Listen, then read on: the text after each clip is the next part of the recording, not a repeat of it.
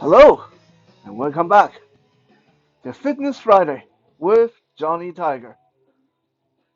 The date is March 12th, 2021. Why am I wearing a jacket when I'm filming Fitness Friday inside? Uh, well, there's actually three very good reasons for it. Well, reason number one is it's actually a little bit chilly inside right now, and because I have not perfected my Wim Hof breathing method, and I have to turn the heat off during the filming of the video, otherwise you'll get the constant hissing sound in the background from the heater. So yeah, I thought putting on a jacket is a good idea. Secondly, um, because of the pandemic, I really haven't been able to go out as much as I usually do. So a lot of my jackets are just hanging in the closet, uh, growing mold. Well, okay, they're not really growing mold, but they're just hanging in the closet, looking abandoned and lonely. So I thought, well, hey, I might as well try to put them on during videos and stuff like that. When I'm on Zoom meetings and stuff like that, I try to throw on a different jacket. Give me a chance to throw on my trench coat or leather jacket or my nice warm hoodies like this one. By the way, this actually came from a training partner that gave it to me. uh, so yeah, very nice. Gift from a friend is always very nice, especially when it keeps you warm. Reason number three, I actually think that when you're working out with a jacket on, it's a very good idea for the most part, and then you can take it off when you get really, really hot. Reason being, well, depending on what your motive for working out is, a lot of people you work out because you want to work up a good sweat, you want to lose weight, you want to burn extra energy.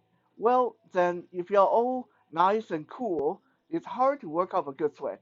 But when you actually put a nice jacket on, then you do tend to sweat a lot more, and it, at the end of your workout, it just seems like you get a lot more done. Speaking of getting things done, I hope you guys can see me. I'm a little bit far off in the other side of the room. Uh, I hope you guys can see me. So if you can't see me, please let me know because again, the problem with doing this blind is you never really know if you're in the frame or not. And yeah, so I need you guys to give me feedback where with regarding to if you can actually see me or if you can't. If you don't tell me anything, I'll just assume that yeah, you can see me just fine. So today we are going to do just five, advanced level dumbbell exercises. And don't let the word advanced scare you. It's not like you don't need to be Mr. Universe to do these things, but you do need to have a very good control of your body because these are things that require more specific form. And if you do them wrong, you'll either hurt yourself or they're not going to work as intended. But they're not like one arm push up or handstand push up or inverted Roman chair sit up or the T-Rex plank. Well, okay, I made the last one up. There's no such thing as a T-Rex plank, but you know, you don't need to be able to do those things to do these. These are just for the most part like everyday, regular dumbbell exercises, just with a little bit more control. So let's get started. First, let me get down here. The first one is a lot easier if you have a bench to lay on, but since I don't have a bench, I'm going to just make do with this beanbag chair. The first one I'm going to do, let me sit down, is the chest pull over. Chest pull over. Okay, and this is how you do it. You want to lay down on the floor.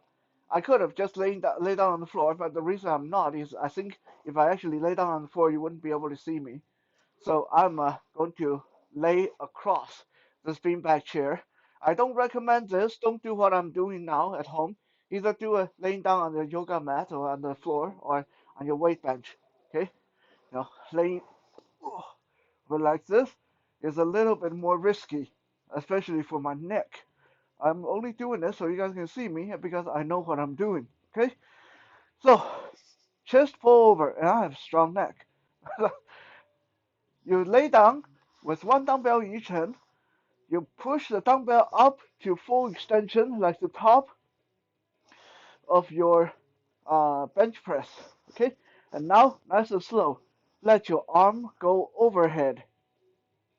Go as far back as you feel that stretch in your chest, and then bring it back up to the top position. And then go back, up overhead, come back up, go back overhead, come back up, go back overhead, and come back up. Just like that. That is our first exercise, the chest pull over with dumbbell. Second exercise, this time we're going to do Renegade Roll. What is a Renegade Roll? Yes, you're going to take your dumbbell, one in each hand, and then you go down into your push-up position. Back up a little bit so that box there is not blocking the view.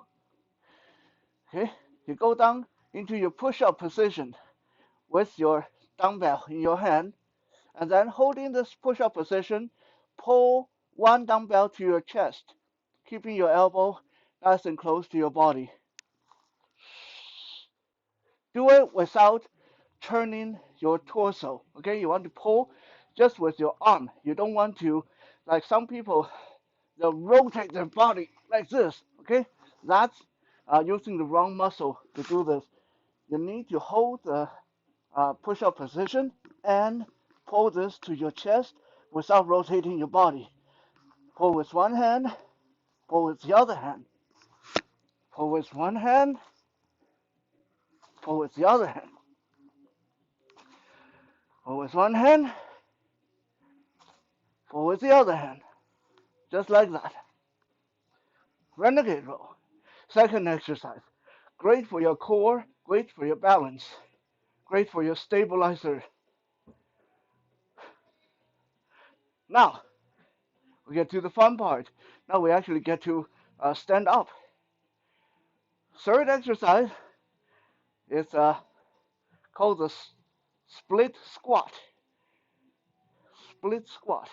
And what this is you will stand with one foot behind the other, and then holding one dumbbell in each hand, let them hang down at your side, just like this, nice and natural. And then squat down as much as you can, and stand up. Squat down as much as you can, and stand up. Okay, so it's just like regular squatting with a dumbbell, except you're doing it with one foot behind the other foot. If you want to add more challenge to this one, you can do the split squat with the back foot up on the chair or on the footstool, or like in my case, up on the beanbag chair, like this.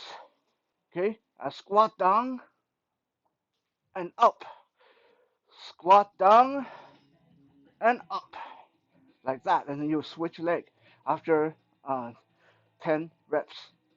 Okay? Once you get really good at this, you can also do the split squat by holding the dumbbell overhead, just like that, overhead, split squat, down and up, down and up, down and up, just like that. Great training for your legs, for your glute, for all kind of muscles down there.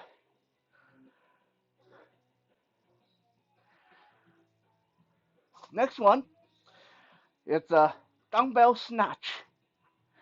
Get your mind out of the gutter. Okay, I know. A lot of you are snickering the word snatch. Okay, dumbbell snatch. Sounds really hardcore, I know. You want to do this with just one dumbbell, okay? And you don't want to use the heavy stuff. For this one, form is very important. So you want something like medium weight. And how you do this is you hold the dumbbell in one hand, like that, like just casually in one hand.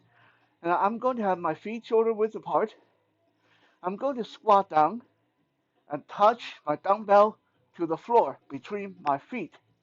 And then I'm going to explode up hard enough that this dumbbell will literally get swing up and come up with my momentum. And as it gets to my chest level, I quickly get my arm underneath it and push it to the ceiling. So basically, in simple terms, touch the floor with your dumbbell and touch the ceiling with your dumbbell, but make it all one motion. Okay? If you're doing it like floor, stand up, and then shoulder press, then you're doing it wrong. Okay? That motion has to be one motion like this: floor, ceiling, floor, ceiling. Like when I explode out of that squat, this dumbbell have to drift up so I can get it to the ceiling. In other words, my arm is actually doing very little. Most of this is in the leg, in the torso. Okay? It's in that standing up motion, that exploding upward. This is why it's called a snatch, the dumbbell snatch, because you're snatching this dumbbell while it's traveling in the air because of your momentum. So look at this again. If you're doing this, squat, shoulder press, that's the wrong way. Okay? It has to be squat, ceiling, floor, ceiling, floor, ceiling, like that. Okay?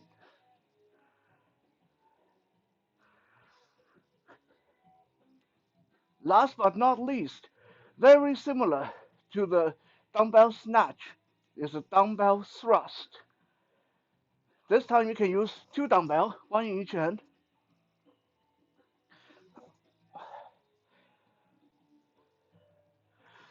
We are going to hold the dumbbell just in front of our chest, like this, close to our chest, palms facing each other, like you're gearing up for a shoulder press.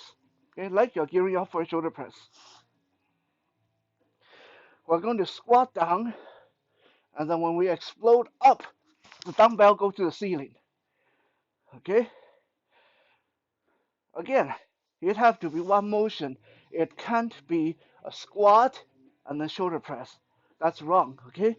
When you come up, your arm have to thrust upward. So when you hit the top of your squat, your arms are straight above your head too. Look at this again. Squat, thrust. Squat, thrust. Squat, thrust. Like that.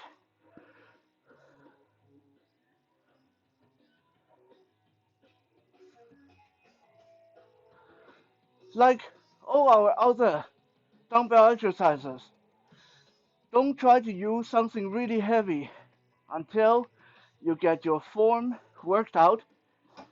Start with something light, or at the most, something medium, and then work your way up from there.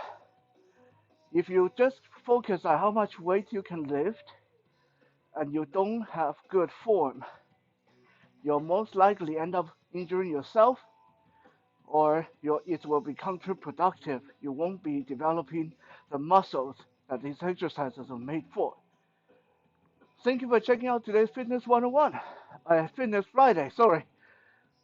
check out the Johnny Tiger Experience podcast when you have time. Then you'll know why I always get the Fitness 101 and Fitness Friday mixed up. We'll be back again tomorrow for Survival Saturday. For now, have a good night.